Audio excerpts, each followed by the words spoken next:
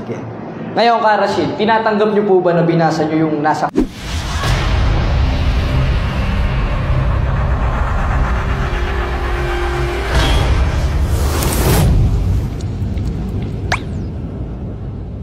...44:6 na walang Diyos liban sa akin. Kasi binasa niyo kanina yun eh. Opo. Ayun. Ngayon, anong pagkakaintindi niyo doon sa salitang liban? Ba? Liban sa akin, walang Diyos. Wala nang ibang Diyos liban sa kanya. Hindi naman yung Diyos tinatanong. Para mo ganito. Liban sa akin, wala nang nakabarong ngayon na nakaharap ng debate mo. Wala nang ibang kaharap ka kundi ako sa debate. Objection, moderator. Hindi ko sinugot yung tanong eh.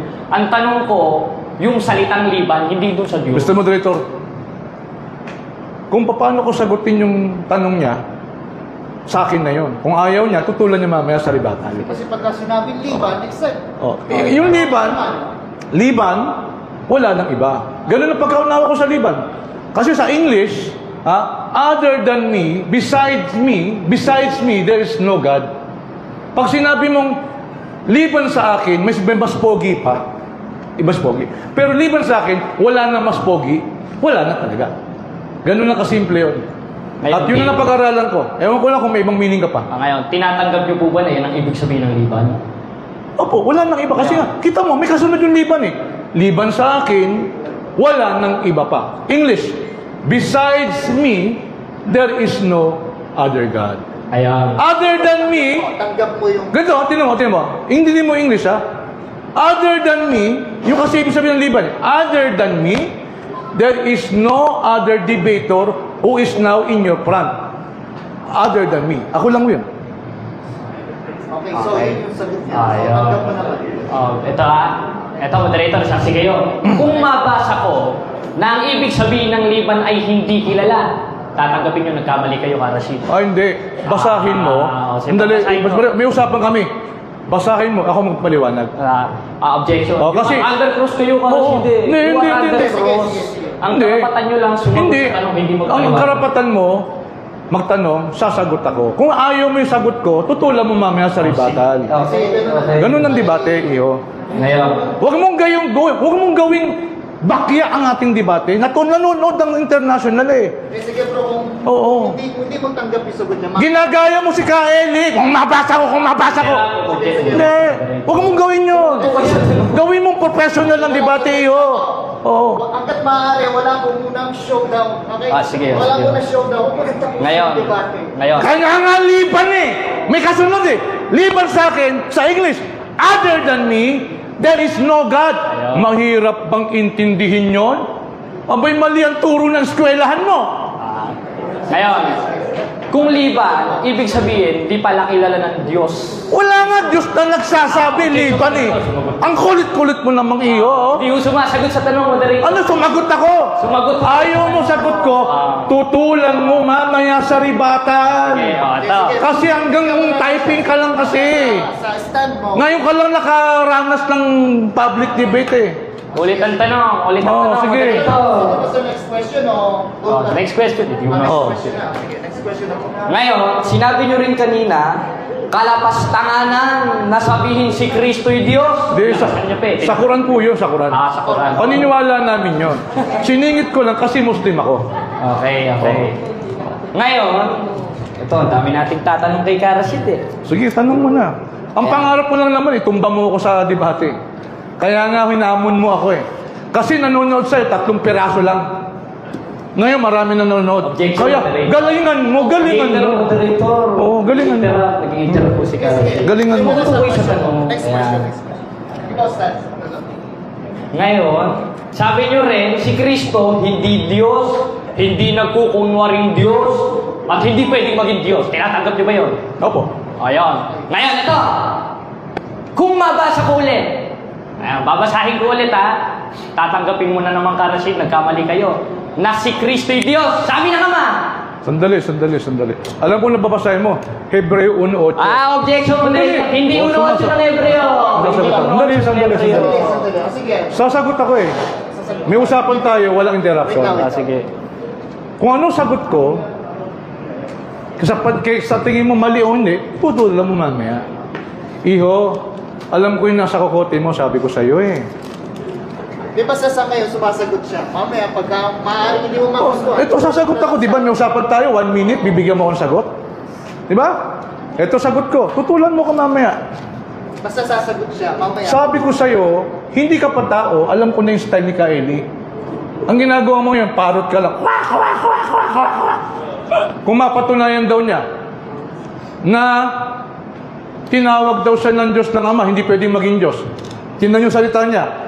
Hindi pwedeng maging Diyos. Lalabos, ginawa siyang Diyos. Di dati siyang di Diyos. Ang babasahin niya, 1:8 ng Hebreo. Patunayan mo, kaya nga may tindig ka eh. Patutunayan mo yun, yung trabaho mo eh. Hindi mo patutunayan sa cross-exam yun. Ang trabaho mo magtanong, wala kang patutunayan ngayon. Mamaya mo patunayan. Basahin mo yung Hebreo 1:8. Gigibahin ko mamaya. Ang trabaho mo, gibahin mo to! Hindi mo nagigiba! Moderator, ang karapatan ko ho ngayon, magtanong hindi mag-iba. Opo, magtanong ka. Pero wala ka rin patutunayan ngayon, magtatanong ka lang. Sige, magtatanong ako. Sige. Napakalinaw ng mga tanong Kasi ko kung eh. sasagot, ikaw magtatanong. Tatanong, ulit ang tanong. Ulit ang tanong. Sige. Ayan, ulitin natin. Ngayon, binasa nyo rin kanina, yung notes nga dyan, tingnan mo. Yung? Ayan. Sinulat namin to dahil di ko na may tatanong to kung di mo sinabi ka, Rashid eh. Yan. Wala dito eh, nandyan eh. Oh. Ngayon, yung sa 6:6 ng unang Timoteo, tama? Tinatanggap yung binasa niyo yun? Yes, sir. O ngayon, sino ho ang nagsasalita doon sa 6:6 ng unang Timoteo? Alam nyo, ang sumulat ng Timoteo si Pablo. Ayun. Ngayon, pinaniniwalaan niyo po ba si Pablo? Hindi po yun ang subject ko. Object moderator. Ako po, ang trabaho ko, gamitin ng Biblia, hindi dahil sa naniniwala ako, ginagamit ko ang Biblia laban sa iyo. Gusto ko nga ipukpok sa ulo mo tayo. Laban sa iyo. Sinasabi ko, salungat ka yung turo ng amo mo sa Biblia mismo. Yan ang tinitinigan ko. Hindi ito usapin kung naniniwala ako sa Biblia o hindi. Okay, so Sunod. ito ay sagot niya. Tingnan mo, okay na. Gigibayin naman natin mamaya yun sa... Okay, so next question na ulit. Next question. Next question na po. Doon naman po sa 17:3 ng Juan. Opo. Ayun. Tama po ba yung salin na ginagamit ninyo? Opo. Wala naman kami pakialam sa salin ninyo eh. Sino ka naman para magsabi niyan eh? Sandali. Under cross po Sandali. kayo, Karashi. Sumasagot ako. Po kayo sa tanong. Sumasagot ako. Tingnan nyo. Sandali ha. Asan yung Revised Standard Version ko? Halimbawa, Revised Standard Version. Back up by 50 cooperating denomination. Mga Bible scholar nagsalin. Nag-verse. Sino ka? Para sabihin mali ito. Ito mga scholar, 50 cooperating denomination na nagsalin. Sila nagsasabi mali ang King James Version. Sino ka para gibain to? Hindi namin problema yan. Kanya lang, paano mo ako makikumbinsi, iho? Nasasabihin mo, mali yung salid. Sino ka with all due respect? Hindi ka pa nga bumoboto eh. 17 anyos ka pa lang, pinatulang nga kita eh. Huwag ka naman magbagaling para tanungin kami, tama ba yung salin na yan? Yan nga problema nyo sa Bible eh. Iba-iba yung version. Ayan. Okay. Ilan na? Next question. Next question po. Tatanong ko tayo. Sige. Hindi naman ako naniniwala doon sa Bible scholar. Binasa niya. Sige. Ang tinatanong ko yung salin, hindi naman yung Bible scholar eh. Ang bira ka naman, Karashi doon. Sige, mamaya. Sunod na tanong. Last question na. Sige. Last question na? Last question. Ay, isa na lang. Sige. 1 minute. Ngayon, binasa niya rin kanina at sinabi ni Karashi. Ito kasi kasama to dun sa sinabi niya eh. Ito. Dalihan mo. Ako daw walang basbas, yung kapatid na Eli. Ngayon, tinatanggap niyo ba yon? Sinabi niya yung kapatid na Indasa. Sagot po. Ang sabi ko naman, linawin mo. Natataka ko, gusto ko magtanong. Karapatan ko naman siguro malaman. Kasi hindi ko naman alam. Aminin ko. Ayun. Ikaw ba, binasbasan ng Kaeli, nalabanan ng Karasid, ang mga Muslim? Kasi siya nagpahayag sa YouTube. Ayaw ko lumaban sa Muslim. O ngayon, nandito ka ngayon, kasi Daniel, hindi lumalaban sa Muslim. Ikaw ngayon, na umalis sa MCGI, tumitindig sa amin ngayon. Nagtatanong ako, bakit? Salungat ka na ba kay Kaeli o may basbas ka ni Kaeli? Yung po ang tanong ko kanina. Nililinaw ko lang. Ngayon, linawin mo sa amin. O, wala namang masama doon. Sige, okay. Okay, yun po Ayan. ang sagot niya. Okay po. Okay na ba? Wala na ba? Wala na ba follow-up question? Baka gusto niyo pang follow-up Sige, sige, ikaw po magtatanong. ngayon. Siya sasagot. Sige. Ngayon, yung sinabi niyo, alam niyo po ba ang tema natin, Karashid? Si Brother Eli ba o si Kristo? Time na po. Time na pala. Hindi. Okay. Time na po. Sasagutin ko. Sige, sige, sige. Habang Hindi kaya nga, curious lang naman ako. Pinagpauna ko kanina, iho eh. Gusto ko lang naman malaman. Bakit mo hinamon ng Karashid? Ano ba talaga intention mo? Kasi para bang, sa palagay ko, sinalungat mo si Ka-Eli. Kasi sabi niya, hindi ako makikipagdebate sa mga Muslim. Wala pong dating daan na nakipagdebate sa Muslim. Ikaw ngayon, although wala ka na sa kanila, humaharap sa akin ngayon, pero dala-dala mo ang turo ni Ka-Eli. Masama ba ako magtanong? Sinalungat mo ba si Ka-Eli o may basbas ka ni Ka-Eli? Linawin mo sa amin mga Muslim.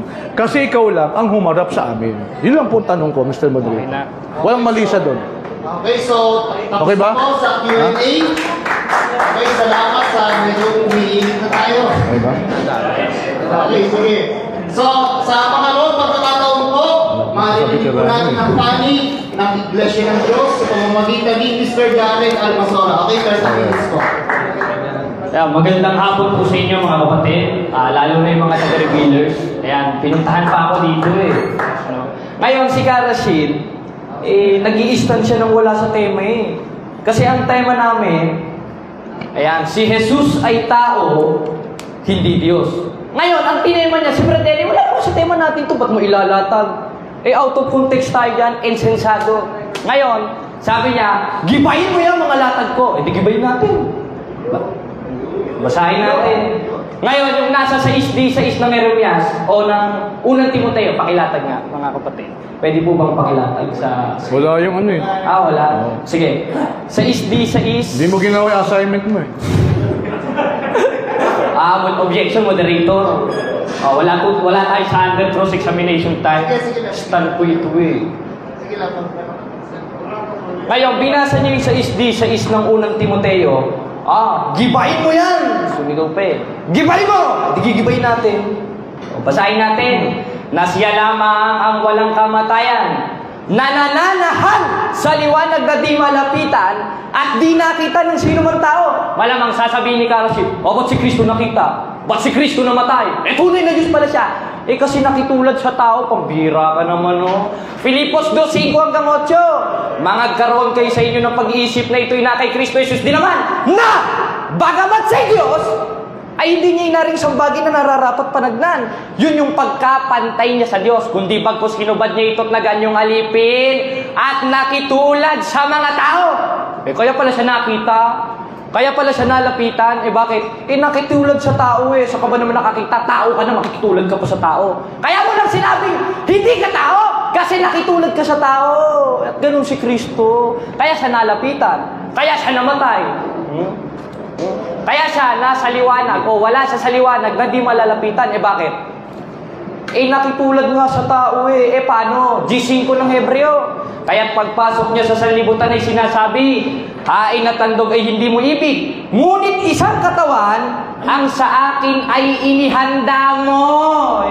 Ayun naman pala, may katawan naman palang inihanda eh. Kaya si Kristo tao. Si Karashid babasin, tao! O 40 naman, tao! Lalo na itong mga nasa revealers ganyan ang stand nila, no? Pero gigibain natin yun. Ngayon, ba't ba sinabi ni Kristo sa ilang talata na siya'y tao? Kasi nga gumamit siya ng haing katawan. At yung haing katawan na yun, yung prepared body, yun yung ginamit na kasangkapan para makapagkatawang tao si Kristo. Dahil di naman siya pwedeng gumamit ng katawang pusa hindi siya maintindihan ng mga apostol. Hindi rin siya pwedeng gumamit ng katawang kalabaw. Kaya gumamit siya ng haing katawan. At yung haing katawan na yun yung ginamit na kasangkapan para makapagkatawang tao si Kristo. Hindi rin naman pwedeng katawan ng saging. Kasi, paano naman mga karal yun? Katawan nga ng saging. Out of logic. Ngayon, nabasa natin yung G5 ng Hebreo. Andun yun Isang haing at tandog ay hindi mo ibig. Ngunit isang katawan ang sa akin ay inihanda mo. Ayun nga yung katawang tao ni Kristo. Kaya siya nakita. Kaya siya nalapitan. Kaya tatanong mamaya ni Karashid, kung Diyos si Kristo, ba't nakita siya? nakitulad nga sa tao, pambihira ka naman, no? Kanina parang interrupt siya dun sa mga ano natin, Hindi na nasagot. Ngayon, ano bang ibig sabihin nung salitang liban? Ito, babasahin natin sa English o Tagalog-English Dictionary. Ayan. Tutulan mo to, Arashi, dictionary to. O, yan ang nakalagay. Na isinulat ni Carl R. Galvez Rubino in 2002. Ang ibig sabihin pala nung liban, aba, hindi pala kilala. Lalabas niyan yung ama, hindi pala kilala si Kristo. Kasi binabasa niya yun Tingnan nga natin dito, ano bang talata yun? Kalimutan ko na to, kung pigilan mo. Nandito. Yung nasa... Session na mga kapatid. Nagkagulo-gulo kasi. Ayan. Basta binasa niya yun, yung walang ibang Diyos liban sa akin. Yung liban na sinasabi doon, di naman si Kristo bakit? Si Kristo, hindi naman liban sa Ama, kilala niya nga 17:5 ng Mateo, ito sinasabi, pakinggan natin. Ito talaga si Karashid Ayan, samantalang nagsasalita pa siya, narito isang maningning na alapap ay lumilim sa kanila at narito ang isang tinig na mula sa alapap na nagsasabing, itong sinisinta kong anak na siya kong kinalulugdan, siya ang inyong pakinggan. Liban ba o hindi? Hindi naman liban kasi ibig sabihin ng liban sa dictionaryo, hindi kilala. Kilala ng Ama si Kristo Nung walang pasimula, umiiral na si Kristo Itanong nyo sa akin yan, sasagutin ko yan. Pero, ano bang patunay na si Kristo'y Diyos ayon sa Biblia? Ngayon, ang dami niyang binasa niya rin yung 17:3 ng Juan. Mali ang salin. Mali ang salin. Dahil yung subject of the sentence dun sa 17:5 ng Juan, si Kristo. Dahil yung naparito naman, hindi naman yung Ama At hindi naman pwedeng pumarito yung Ama. 40:22 ng Isaya, siya'y nakaupo sa balantok ng lupa. Paano bababa yun? Ikaw, naiintindihan mo ba, kapatid na JB? Bro. Napakalino naman ng mga talata pambira naman Ngayon, balikan natin yon. Ano ba ulit yung binasa ko? Yung... Nalimutan ko Ayun nga, yung binasa natin kanina, yung... Nalimutan na wala sa Ano ba ulit yan? Sige, tuloy tayo! Ano bang patunay na si Kristo'y Diyos? Ngayon, ang daming binasa. Yung nga pala, nasa 17:3 ng Juan, yung pala, nalimutan ko Ngayon, ito ang sinasabi. Ang nagpapahayag kasi dito, si Juan. Basahin natin ang 17:3 ng Juan. Nakalagay, nasa ba yun? At ikaw ay makilala nila na iisang Diyos na tunay. Kaya si Kristo tao na. Wala naman nakalagay dyan. Si Kristo ay tao na. Nakalagay dyan makilala kanila na iisang Diyos na tunay. Tama yun. Saan? Sa langit. Bakit? Naparito kasi yung isa nagpakababa, nakitulad sa tao. Basa! 5:20 ng unang Juan na sinasabi ni Karashid na mali daw. Sige.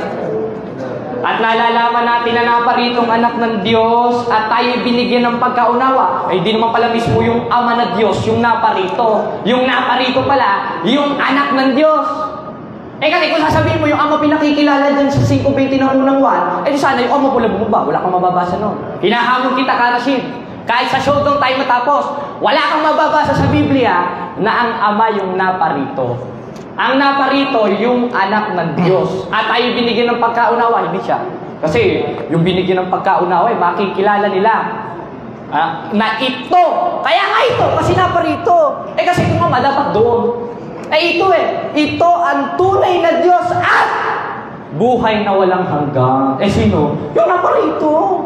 Mali ang salin. Tapos ikukumpara pa. Magaling ka magbasa mga scholars. Wala naman akong pakialam sa scholars Ang may pakialam ako doon sa mga apostol dahil yung nagsulat, hindi scholars. Ano naman? 1:3 ng unang Juan. Yaong aming nakita at narinig ay siya naming ibinabalita sa inyo. Baka mali pa rin kay Karashid. Doon lang siya scholar, huwag doon sa mga apostol. Ngayon, tinanong ko sa kanya, ang dami ko tinanong sa kanya. Ang tanong ko sa kanya kanina, ginamit niya rin yung, ano ba yun? Yung isinulat ni Pablo. Ngayon, tinanong ko sa kanya, naniniwala ka ba kay Pablo? Hindi niya nasagot. Dahil pag sinabi niyang hindi siya naniniwala, bakit niya ginagamit yung hindi niya pinaniniwalaan? Kamangmangan yun. 24:9 ng Kawikaan. Ang pag-iisip ng kamangmangan ay kasalanan. Kanino na lang, huwag na sa akin. Nag-i-stand lang naman tayo dito Ngayon, i-stand natin Saan ba nanggaling si Kristo at saan ba nagmula si Kristo? Kasi ang paliwanag ni Karasit, nagmula lang si Kristo sa tiyan ni Maria, kaya tao na. Mali, wala sa Biblia. Si Kristo may pinagmulan. 1.18 ng 1. Siguro pamamalian niya to, nasa live niya, napanood ko 1.18 ng 1. Walang taong nakakita kailanman sa Diyos ang bugtong na Diyos. Nako, mabigat ito, Karasit, ano? Dahil ito, matanda pa yata ito sa mga kasulatan natin ngayon Yung Bodmer Papyrus. Ano? Ang nakalagay dito, the only begotten God. Nagpapatunay lang na si Kristo'y bugtong na Diyos. At likas na sa kalagayan ng ating Panginoon sa Kristo'y pagka-Diyos niya, nasa sinapupunan pa lang siya ng Ama. Ngayon, anong nangyari doon sa nasa sinapupunan? Alam nga naman isuka. Alam nga naman operahan at cesarean. Alam, may papanganak yun.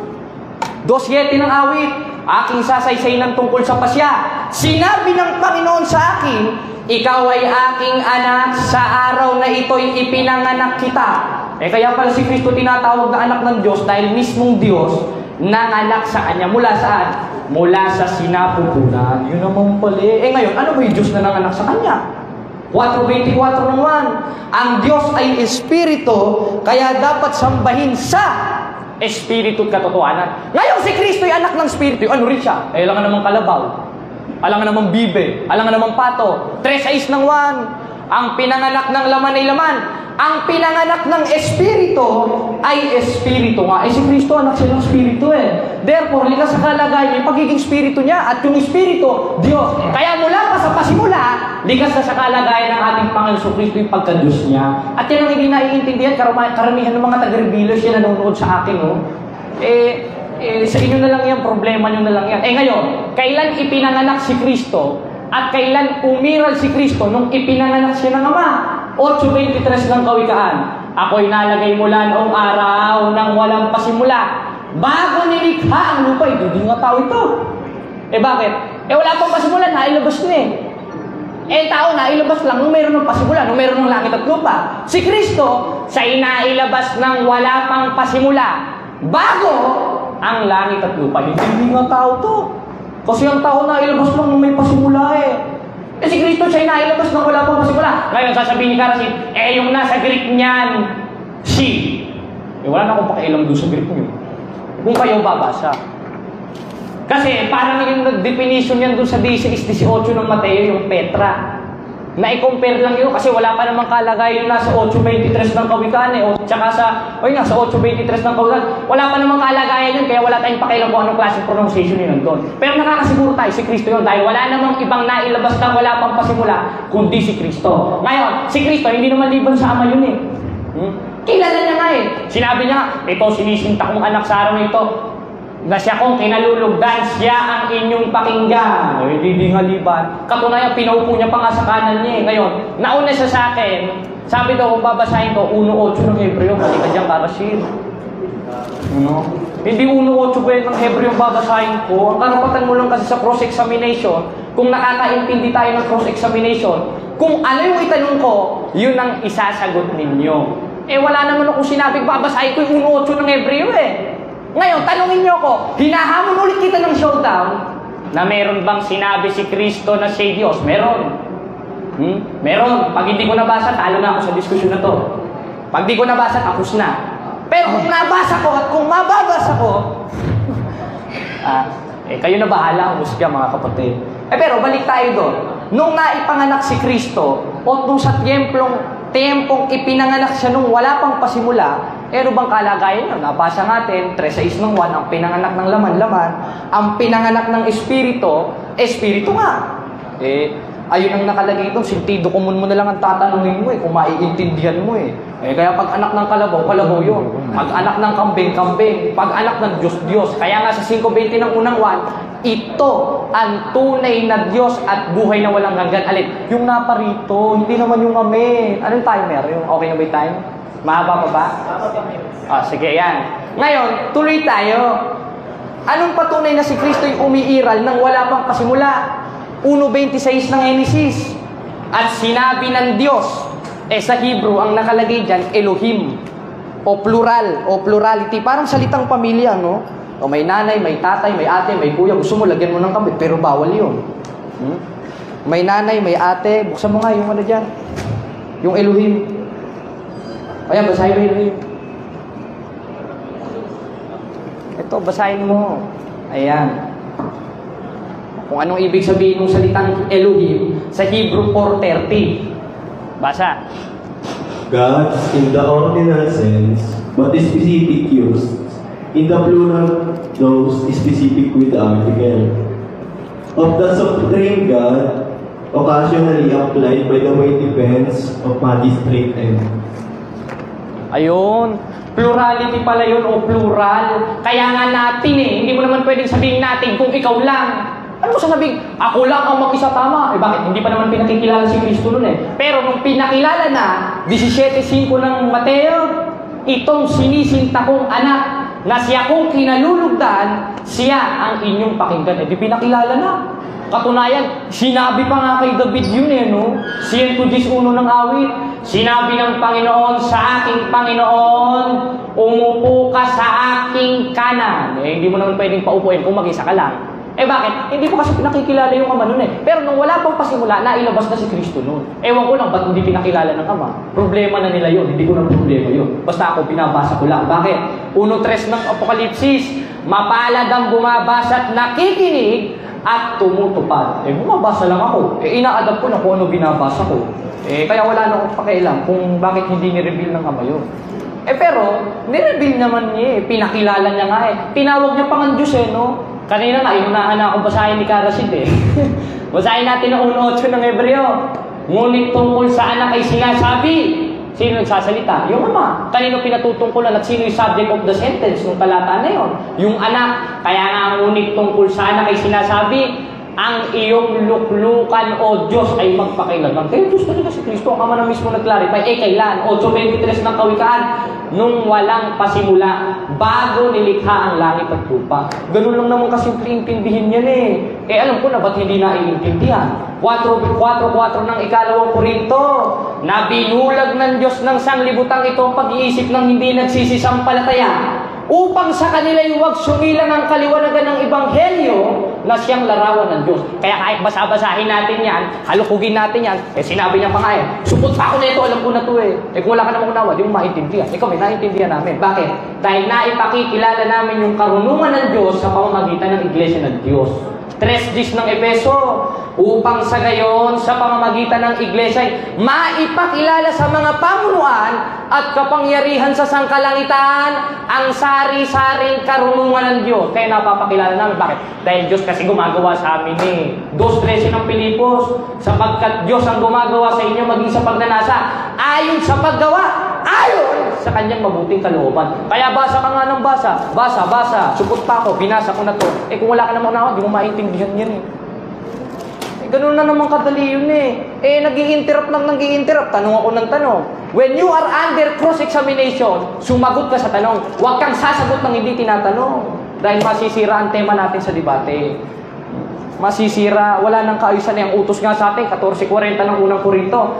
Datapwat gawin ninyong may karapatan at may kaayusan. Ngayon, marami siyang binasang talata Tingnan na natin dito. Ano yung mga dyan? I-check nga natin yung outline natin dyan. Masakit ang pako Ayan, nasa na yun. Binasa niya rin yung nasa unang hari.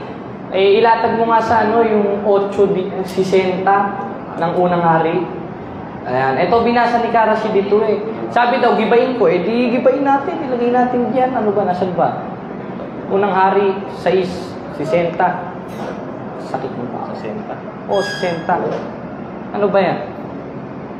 I-ano mo dun sa pinaka Saan cellphone ko? Cellphone. Nandyan, ayan, unang hari, 8:60. Sa'yo mo, naubos ang oras natin. Unang hari.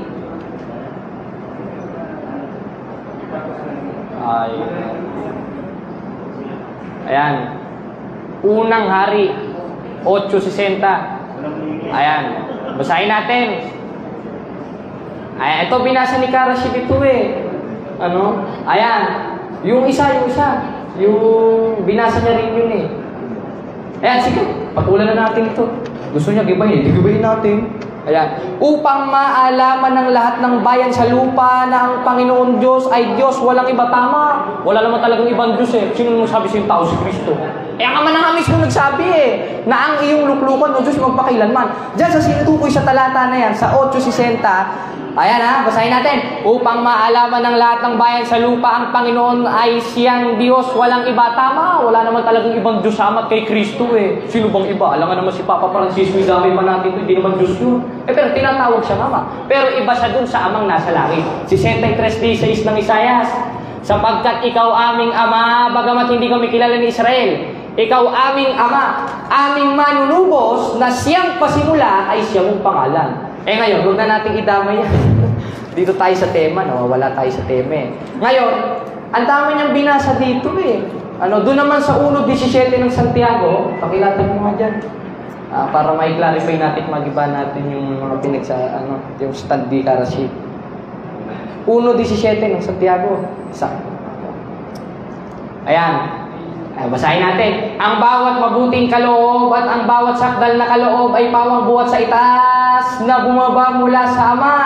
Nang ilaw na sa Kanya'y walang pagbabago. Kahit anino man, walang pag-iba. Tama, wala naman akong pupul doon dahil yung subject of the sentence doon sa 1:17, yung Ama. Tanong si Kristo, may pagbabago ba? Nagkatawang tao nga 1:14 ng 1. At nagkatawang taong berbo. Pero teka muna, alin ba yung berbo? 1:1 ng 1. Nang pasimula siya'y berbo. At ang berbo'y Diyos, at ang berbo'y suma sa Diyos, Karasid. Kasama na ng Diyos. Katunayan, nasa kanan na nga niya. 3:1 ng Kolosas. Basahin natin ang 3:1 ng Kolosas. Kung kayo ngayon muling bunuhay na kalakip ni Kristo, hanapin ninyo mga bagay na nangasa itaas sa langit, na kinaroroonan ni Kristo, na nakaupo sa kanan ng Diyos. Nasa kanan na nga Nakaupo na sa kanan niya ano yung nasa kanan niyang berbo? At ano ba yung berbo? 19:13 ng Apokalipsis.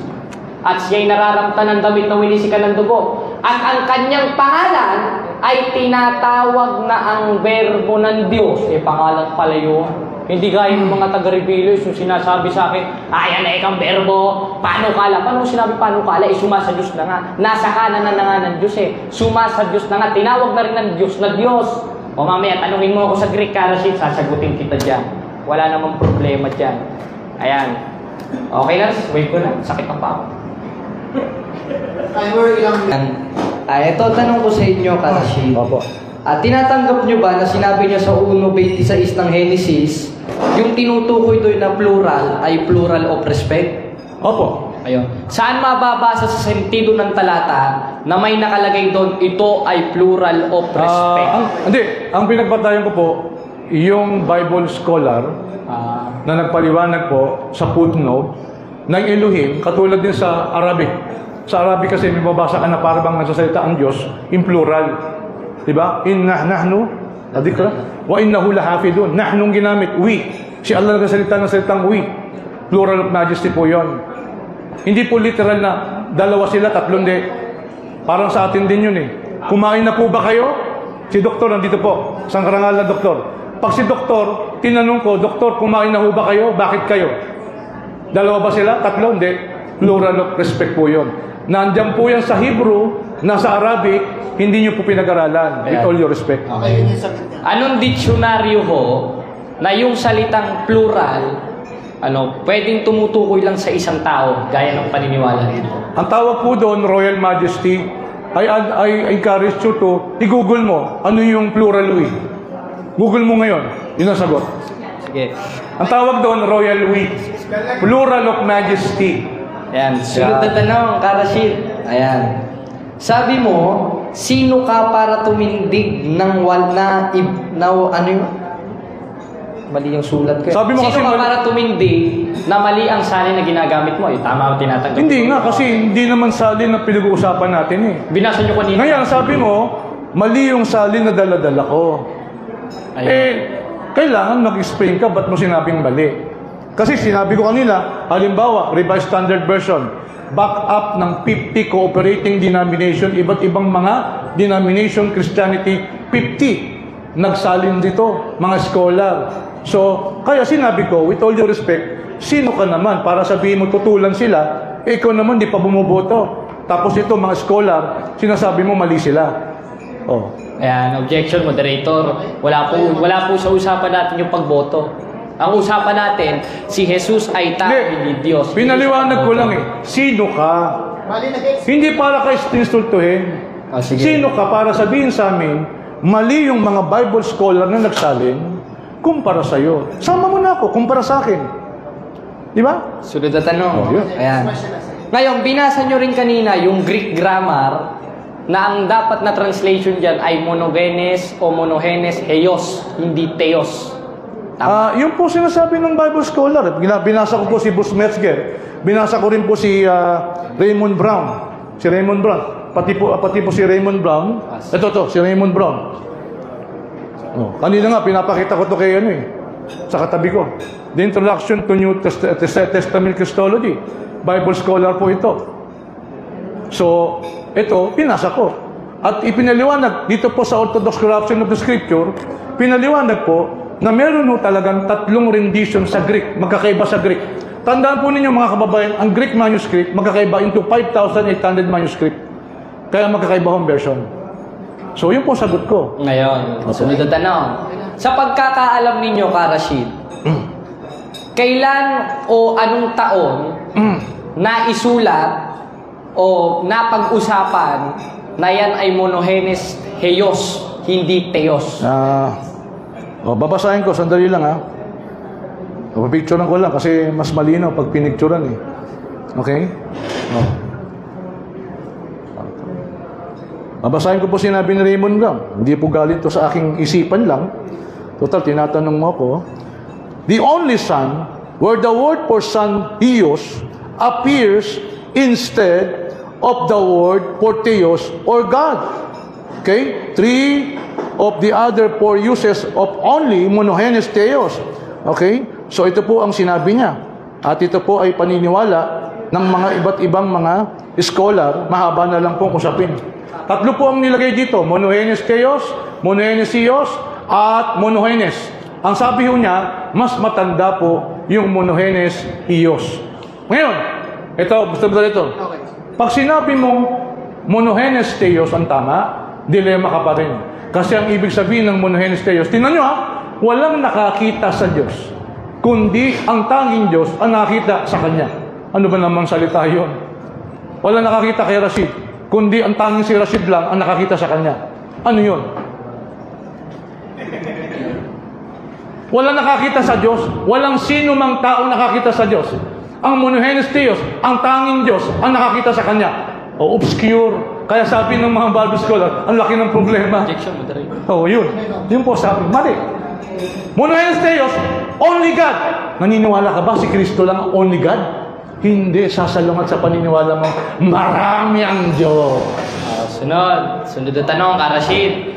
Therefore, tinatanggap nyo na tama itong daladala namin na si Kristo yung tinatawag na bugtong na Diyos. Dahil sinabi nyo, pwede tama. Again, ginamit ko ang Bible laban sa iyo. Hindi natin sinasabi ko naniniwala ko o hindi. Intindihan mo, iyo? Ginamit ko ang Bible laban sa iyo. Si Pablo, laban sa iyo. May talata kong binasa, laban sa iyo. Not necessary kay naniniwala ko, kay hindi, ang Biblia magkakontra kayo. Ngayon, sunod na tanong. Meron po ba kayong mababasa na si Pablo ay kontra sa akin? Opo, sabi ni Pablo sa unang Korinto 1:6, pakibalik ma. Objection, moderator. Hindi pa tapos yung pagtatanong ko Ang tanong ko, letra por letra. O letra por letra daw kung gusto niya marinig. Wala ka naman sa Biblia pat sasabihin ni Pablo, si Jared kontra ako sa iyo. Ayun! Sabagat may tinatanggap niya. Dali, sasagot ako. Makakontra kayo. Bakit? Pakibasa mo 8:6. 8:6 ng 1 Corinthians. Pakibasa mo na. Mike. Ito sagot ko. Ito, Mike. Ito sagot ko. Dali. Kaya ba? 1 Corinthians chapter 8. Basahin mo na. Wala niya, basahin mo na. Dito tayo magkatapos. Ayan. Sabi ni Pablo, kayo ngayon mag-isip hindi mo siya husgahan. Sabi ni Pablo, Iho, makinig po kayo. we we have only one God. Ulitin mo. We have only one God. And He is the Father. He created everything. Sabi mo, maraming Diyos. O di, magkalaban kayo ni Pablo! Ito. Wala naman akong tinindig ka. Kasi ito sinabi ko, maraming Diyos. Wala akong tinindig noon. Ang sinabi ko, si Kristo'y Diyos. At ang Ama rin na nagsabi noon, 1:8 ng Hebreo. Okay. Ito, sunod na tanong. Hindi, tapos naman, di pa? Di pa. Di pa? Sunod na tanong. Ngayon, Pwede mo bang maglinaw? Okay. Gusto namin maliwanagan. sige mo, Karoshi. Ilan po ba talaga ang Diyos? Ayan, sagot. Objection, moderator, ano? You are under cross, Karoshi. Hindi ho, kasi Mamaya po kayo para maging malino kasi Sige. nalilito po ako eh. Nalilito po ako eh. Under cross po kayo eh. Opo, Ang sige po. karapatan nyo O, sige, lang po. mamaya. Kanina, sige. Hindi magtanong. Sige. Okay, sige. Meron pa ba isang tanong? Next question, ma'am. Oh, next question. Ayan. Ngayon, eto Isahin natin. Ayan. Kanina, nandun sa talata, nabasa ko kasi kanina dun na si Kristo'y nagdasal sa Diyos. Opo. Ayun. Ngayon, Ang tanong. nung nagdasal ba siya sa Diyos, hindi na sa Diyos? Andyan po. Pakibasa na. Okay lang ba? Hebreo 5:7. Hebrew Ito, chapter. kapatid. Categorical ang tanong ko. Categorical ang tanong ko. Nung nagdasal ba siya sa Diyos, hindi na ba siya Diyos? Oo o hindi? Opo! Ayun. Sapagkat ang Diyos, hindi magdadasal. Pag nagdasal, hindi yung Diyos. Kasi pag nag-Diyos ka, hindi mo kailangan. Hindi yung tulong. Ganito, kung mabasa ko na merong nagdadasal na Diyos at si Kristo yun, Sandali. tatanggapin nyo, talo na kayo. Interpretation mo lang yan. Dali, basahin mo lang. Hindi. Sino magpapaliwanag? Ang magpapaliwanag ang moderator. God had the power to save Jesus from death. Tama, wala akong tutol dyan, Karasin. Labas pala. Wala akong Kung tutol Diyos siya, bakit kailangan niya pang humingi ng tulong sa isang Diyos pa? Tama. Bakit? Ito. He begged God nagmakaawa sa Diyos. Ano ba? With loud crying to save Him.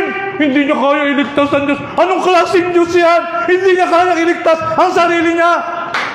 He truly worship sino? God. And God listen to His prayers. Ngayon, Tama yan. Jared, Bakit? mga Ito, Muslim sabihin makaharap mo.